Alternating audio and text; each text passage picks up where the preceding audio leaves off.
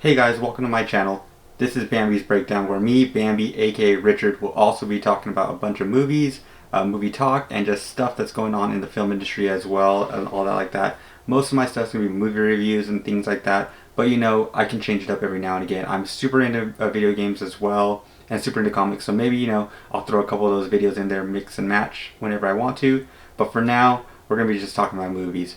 Today is also going to be a little bit different since it is my first video review on a couple movies that I just watched recently. Not necessarily if they're new, old, whatever, it's just some that I've watched recently. But from here on out, most of my movie reviews are going to be based on just one movie at a time, go a little bit more in depth. I've done some written reviews online and stuff like that to my friends I've probably read and everything. They can tell you that I get way more in depth in talking about each film that comes out.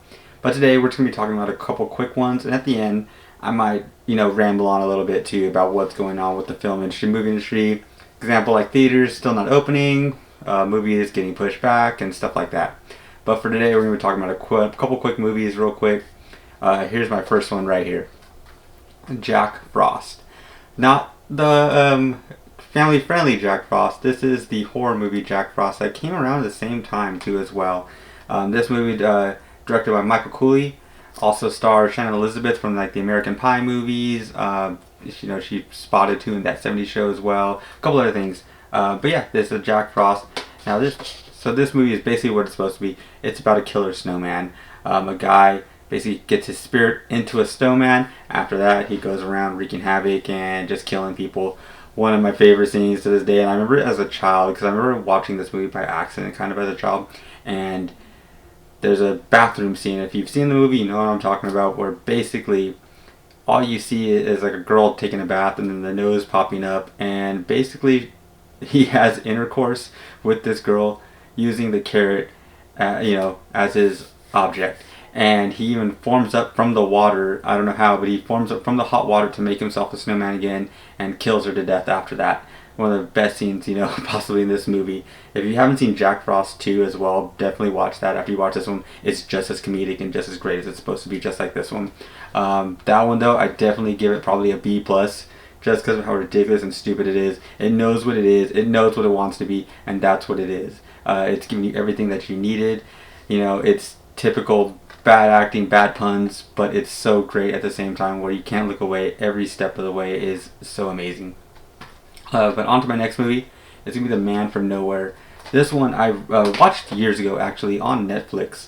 Back before this whole Netflix was just doing popular movies, they used to have a lot of good Korean and Japanese movies on there. I think the first time I ever watched Battle Royale was actually on Netflix. I watched Itchy the Killer, and this too, Man from Nowhere. Another one too, honorable mention, would be I Saw the Devil. All those were on Netflix at one point, and I got to go through this crazy just mood of watching all these movies back to back to back and seeing all this cool stuff. This one, though, I'll definitely say is on the more lenient side, I guess you could say, of brutality compared to Itchy the Killer, Battle Royale as well. But this one is just about an ex-special agent befriending this little child, and then he kind of finds out about some drug smuggling the child's family's doing, and they get kidnapped. And so he's basically almost like John Wick, where John Wick, you know, in the whole movie is running or fighting for people that killed his dog, you know, or John Wick is about, you know, trying to get back his dog and, you know, killing people that kidnapped his dog and stuff like that. And not trying to say dogs are the same thing as kids, and like, no way at all. Trust me, I have a kid of my own, I've had dogs, they're nothing exactly the same. But I'm just saying that it's almost the same thing. And also, it's also kind of like Rush Hour 1, where Rush Hour 1, the little girl is stolen, and then you see Jackie Chan and, you know, and Chris Tucker teaming up together to go find this child. This is kind of the thing where he finds out the daughter, you know, is kidnapped. He has such a strong connection to the daughter that he goes around trying to find it. At the same time, he's running into all these different gangs that are trying to control territory, and also cops that are trying to take over the gangs. So there's all this crazy subplots, but at the same time, they never step away from the actual main plot, and that's what I like. You get a good ending to each plot that happens in this movie. If you have never seen that, please do right now. I definitely give it an A. It's so good that every action scene is just amazing. Even the beginning, they're slower and smaller, but they get way bigger and bigger till the very end. You get this amazing action scene that is probably top tier for any action movie out there to this day. So please go and check that if you guys haven't seen that yet before. Last one came out, last year. Sonic the Hedgehog. This movie, I'm just doing it because my daughter loves this movie. She's only 18 months, but we watch this movie so much. And which is weird because right now she's on this a cartoony thing, and she only wants cartoon and animated films. Even, she just got into My Neighbor Totoro, Spirited Away. She loves Frozen, which I'm not a big fan of, but we'll get to that later. But she just loves all the animated stuff. This is the first live action movie that I've showed her where she is stuck to it every second of the day. She cannot look away. She loves it. And honestly, I like it too. If I can nitpick from it, I will. There are a lot of things kind of wrong with it, but not really. I almost feel the same way with it as Detective Pikachu, where they both honor the character very well. If you're a fan of Sonic, this is the best way they could have portrayed Sonic in a live action film, to be honest. He's funny, he's quirky, he's great. I'm glad they changed the animation from him. That first animation, we could all agree, was horrible. None of us liked that at all. So we must, I was going to say, us as a film community, we do have to show gratitude to that they listened to the fans. They didn't just put out some bullshit, and they gave us something great. I will do that. Is A+? No, not at all. Nowhere clear. One big thing that bothered me was the product placement stuff in it. Like, there was a Zillow moment where, they're like, look at all these stuff that I found on Zillow, and they show a big old app of it on the phone. Next thing was Olive Garden. They constantly refer to Olive Garden.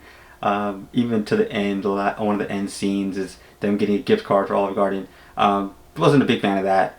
But other than that, it was great. There were subplots here and there that got thrown away. You only heard about once, and then it was up and over. But that's it. Other than that, though, for a video game adaptation, out of all the bad video game adaptations we've got, this is damn near the top. I don't know if it's my favorite or anything like that. Definitely one of the best, though. Death and Detective Pikachu have shown us that live action video games can actually happen and work great. We're tired of all these other ones. Like, speaking of that, like the new Monster Hunter, a lot of us can agree that was really bad.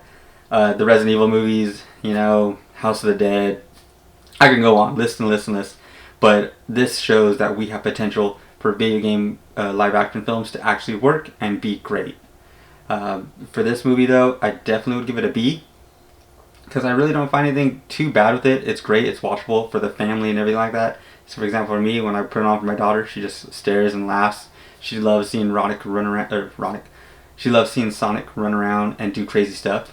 So it's awesome. Even if my 18-month-old can enjoy it, I can enjoy it too. So definitely, if you haven't seen it, please go ahead and check that out. Also, if I could add one more thing back to Sonic, Jim Carrey is freaking amazing in this movie. He brought back everything that he had from back from, say, like the 90s, from Cable Guy. I had someone refer to him as a less toned down Riddler from Batman Forever, and I think that's freaking amazing. He is back. This is the role he is made for, and everything like that. I love him every second in this movie, and I've seen a couple things online where he improv some scenes, and even those scenes are just so spot on and everything like that. I really hope to see more of him in the next, couple movies that come out too as well. I know there's one in production, and who knows if that one does great. We'll see another one. So let's hope that really does go great, and if not, whatever. At least we got to see Jim Carrey as himself again, and I'm happy to see that too. Now, those are the last movies I'm going to do for tonight.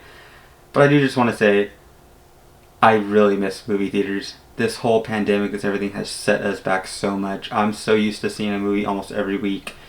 Whether it was good or bad, I didn't care. I love sitting in that theater, watching the lights go dim, the sound go up, and I'm lost and stuck in that movie. Where a phone, anything cannot stop me from looking away or whatever it is. Like I said, if it's good or bad, I hate the movie, whatever, I'm stuck in my own zone, and I miss that so much.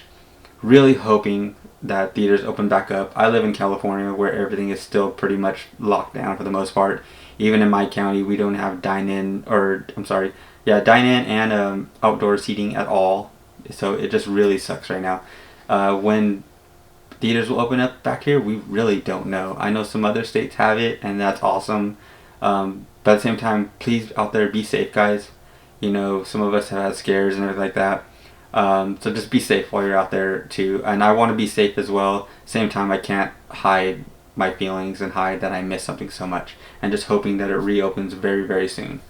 But that's going to be it for today, guys. Please like, subscribe, comment on this. Spread my stuff around as much as possible. This is going to be my first video ever on this channel, and I'm hoping to do more very, very soon. And actually, I promise to do more very, very soon. But I do need you guys to help and spread this thing around, because without you guys, I can, I can make more videos, but you guys' support makes me want to do more videos. So if you guys can please do this for me, I would love that as much as possible. This is Bambi's Breakdown, and we'll see you guys later.